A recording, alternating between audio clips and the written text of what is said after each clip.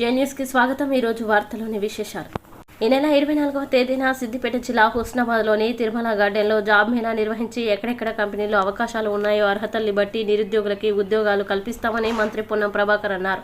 Husnabad Congress party కార్యాలయంలో మండల party నేతలతో మంత్రి పొన్నం ప్రభాకర్ సమావేశమై మాట్లాడారు. వర్షాకాలంలో వ్యవసాయ సంబంధిత ఎరువులు, విత్తనాలు కొరత లేకుండా చూడాలని, విద్యుత్తు అంతరాయం, తాగునీటి ఇబ్బందులు ఉండకుండా చూడాలని అధికారులని ఆదేశించినట్లు మంత్రి తెలిపారు. విద్య, వైద్యం, తాగునీరు, వ్యవసాయ తదితర ఎలాంటి సమస్యలు ఉన్నా తనకి రాతపూర్వకంగా తెలియజేయాలన్నారు. అత్యవసర సమస్యలు ముందుగా పరిష్కారం చేస్తానని, గ్రామాల వారికి సమస్యలు పరిష్కరిస్తానన్నారు. ఈ నెల 21వ తేదీ నుండి ఎన్నికల్లో పర్యటించిన విధంగా హుస్నాబాద్ నియోజకవర్గంలో 7 మండలాల్లో, గ్రామాల్లో విడతల వారీగా పర్యటిస్తానన్నారు. ప్రభుత్వ ఆసుపత్రుల్లో వైద్యానికి సంబంధించి మంచి చికిత్స కోసం ప్రత్యేకంగా వ్యక్తిని నియమించినట్లు పేర్కొన్నారు. పార్లమెంట్ అసెంబ్లీ అయిపోయింది. మీరు గెలవాలంటే ఇంకా మరింత కష్టపడడానికి నేను సహకరించడానికి సిద్ధంగా ఉన్నా. ఆ విధంగా మండలాన్ని మొత్తం కాంగ్రెస్ పార్టీగా చేజిక్కించుకోవడానికి మీరు కార్యాచరణ తీసుకోండి. దాని ప్రకారంగా నేను గ్రామాలు తిరగడానికి 21 నుంచి వస్తున్నానని చెప్తా ఉన్నా. ఆ యొక్క కార్యక్రమం తీసుకొని ముందుకు పోదామనేటువంటి మాట మనం చేస్తూ అందరికి నమస్కారం. ఒక్కొక్క గ్రామానికి సంబంధించి కార్యక్రమంతో పాటుగా ఈ అన్ని కార్యక్రమాలను తొందరలోనే చేస్తున్నామనే మాట వాళ్ళకి చెప్పండి. అదిగాక ఇప్పుడు సరే కమ్యూనిటీ హాల్స్, సీసీ రోడ్స్, డ్రైనేజీలకు సంబంధించి తప్ప, ఎందుకంటే వాటికి సంబంధించి ఎక్కడో అంతా లేదు. ఏ ఊర్లో సీసీ రోడ్లు అంటే 1 కిలో 4 కిలోమీటర్లు ఇస్తే అయిపోయేది కాదు. సీసీ రోడ్లు అనేది ఎప్పుడు కూడా నిరంతర ప్రక్రియ. కమ్యూనిటీ హాల్ కూడా ప్రతి కులానికి మాకు కమ్యూనిటీ హాల్ ఉండాలనేటువంటి ఆలోచన ఉంటుంది. డ్రైనేజీ కూడా ఇష్యూ ఉంది. అవి 3 పక్కన పెట్టి విద్యాపరంగా, వైద్యపరంగా, త్రాగునీటి పరంగా, వ్యవసాయానికి సంబంధించినటువంటి పరంగా, లేదా ఇతరత్ర అంటే మౌలికంగా ప్రజలకు సంబంధించిన ప్రధానమైనటువంటి అంశాలు ఏమున్నా అవి ఇక్కడ మా చందు కానీ మీ మండల నాయకత్వం అంతా కూడా రమణ ఉంటాడు. దయచేసి గ్రామం వారీగా మీరు ఆ సమస్యలన్నీ రాపియండి.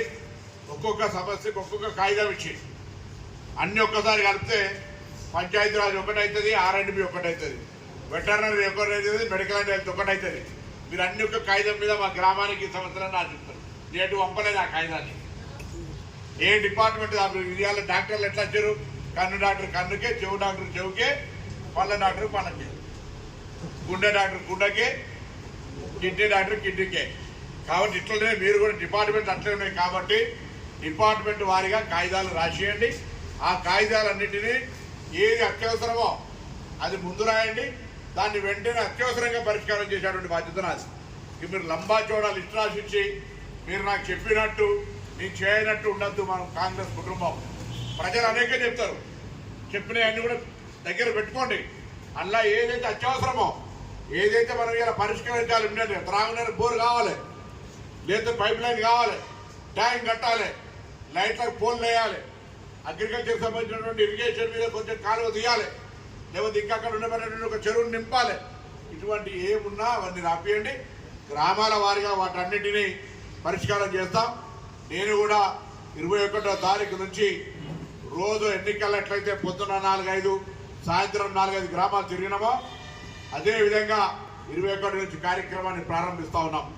21వ తేదీ నుంచి ప్రతి గ్రామంలో 7 మండలాల్లో మండలానికి సంబంధించి ఒక్కొక్క రోజు టూర్ పెట్టి అట్లా ఫస్ట్ ఫేజ్లోకి 8 గ్రామాలు, సెకండ్ ఫేజ్లోకి 8 గ్రామాలు, అవన్నీ కూడా గ్రామాలను తిరిగేటువంటి ఒక ప్రయత్నం చేస్తాం. దాంతో పాటుగా 24వ తారీఖు నాడు మీరు గ్రామాల్లో మిమ్మల్ని కోరుతారు, ఇయ్యాలి అనౌన్స్ చేస్తూ ఉన్నాం. వాళ్ళు అధికారికంగా పంపుతారు పేపర్. జాబ్ మేళా ఉంది తిరుమల గార్డెన్లో. ఎవరెవరైతే మీ ఊర్లో పోయినప్పుడు ఉద్యోగం లేదని, పార్ట్ టైం కావాలి, లేకపోతే ఇంకెక్కడో కావాలి, 1 నుంచి పీజీ, 0 నుంచి పీజీ చదువుకోకుండా ఉద్యోగం కావాలంటే వాళ్ళతో సహా ఎవరి తరగతిలో వాళ్ళకి రకరకాల ఉద్యోగాలు ఉండేటువంటి పరిస్థితులలో ప్రభుత్వం తరఫున జాబ్ మేళా పెట్టిస్తూ ఉన్నాం మనం. మీరు మీ ఊర్లల్లో ఎవరెవరైతే చదువుకోక కుటుంబానికి ఆధారంగా నిలబడాల్సిన పరిస్థితి ఉంటే వాళ్ళను ప్రాధాన్యత చేసి మీరు ఆ జాబ్ మేళకు తీసుకొచ్చే విధంగా వాళ్ళందరికీ ఊర్లలో చెప్పండి. అందులో కొన్ని జాబ్స్ వస్తాయి, రాని వివరాలు మన దగ్గరికి వస్తాయి. వివరాలు వచ్చిన తర్వాత వాటన్నిటినీ రాష్ట్ర మంత్రిగా ఎక్కడెక్కడ అవకాశం ఉంటే అక్కడ టక్మని ఆ లిస్టులకే పేర్లు తీసుకొని వాళ్ళకు ఉద్యోగాలు ఇచ్చేటువంటి అవకాశం ఉంటుంది. అది కూడా కార్యక్రమాన్ని సమస్య పరిష్కరించుకున్నటువంటి విధంగా ప్రయత్నం చేద్దాం. ఏది ఏమైనా దయచేసి ఊర్లలో ఓట్లు రావాలంటే మీరే, ఊర్లలో సమస్యలు పరిష్కరించాల్సింది కూడా మీరే. ఓట్లు రావడానికి నాయకత్వం వహించాల్సిన, సమస్యలు పరిష్కరించడానికి బాధ్యత తీసుకోవాల్సిన, ఆ దిశలో తప్పకుండా ఉంటా.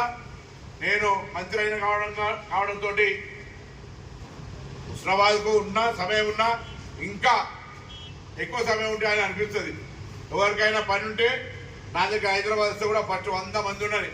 పెద్ద పెద్ద తీర్మానకాలు ఉన్నా కూడా హుస్నాబాద్లో ముందు రమ్మని చెప్తాను. ఎక్కడ మీకు ఎవరికి ఇబ్బంది లేదు. హుస్నాబాద్కు బరాబర్ నేను ముందే చెప్పిన, ఎన్నికైన తర్వాత ఎక్కడికైనా వెళ్తే హుస్నాబాద్ అంటే గౌరవం ఇస్తా అని చెప్పిన. ఆ విధంగా చెప్తాను. హాస్పిటల్కి సంబంధించి కూడా ఇప్పటికే ఒక మనిషిని హైదరాబాద్లో పెట్టినా. చాలామంది ఎల్ఓసియో, సీఎం రిలీఫ్ ఫండో, బెడ్ కొరకో, నిజాములనో, ఆన్నో ఎన్నో సహకారం ఉపయోగించుకుంది. అట్లా హాస్పిటల్ సౌకర్యం ఉపయోగించుకున్న లోలలో తేడా ఉంటుంది. ఉపయోగించుకోరు లోలన్నా చారీ తోటి అక్కడ హైదరాబాద్ ఎవరు ఉపయోగించుకోలే. పర్వాలేదు మీకు అట్లా అంటే అవసరం రాకపోతే ఎందుకు ఉపయోగించుకుంటారు? అవసరం వచ్చినప్పుడు హైదరాబాద్లో మన ప్రాంతంకు సంబంధించిన వాళ్ళ వైద్యానికి సంబంధించి ఒక ప్రత్యేకమైన మనిషి, బెడ్ దొరకకపోయినా, మంచి ట్రీట్మెంట్ దొరకకపోయినా, ఆ యొక్క ఆరోగ్యానికి సంబంధించిన బిల్లులు మళ్ళీ క్లెయిమ్ చేసి ఇచ్చినప్పుడు కావచ్చు, అడ్వాన్స్గా ఎల్ఓసి అంత వచ్చినప్పుడు కావచ్చు, ఇవన్నీ కూడా ఒక మనిషి పెట్టిన ప్రధాన. ఆ విధంగా ఆరోగ్యము, విద్య, వైద్యం ఇటువంటి ఊర్లలో ఉన్నాయన్నీ కూడా కొన్ని కాగితాలు ఇచ్చేది, కాగితాలు ఇచ్చి మీరు రాసి దేనికి అదే అప్లికేషన్లు ఇచ్చే విధంగా చేయమని చెప్పి కోరుతూ మరొకసారి మీ అందరూ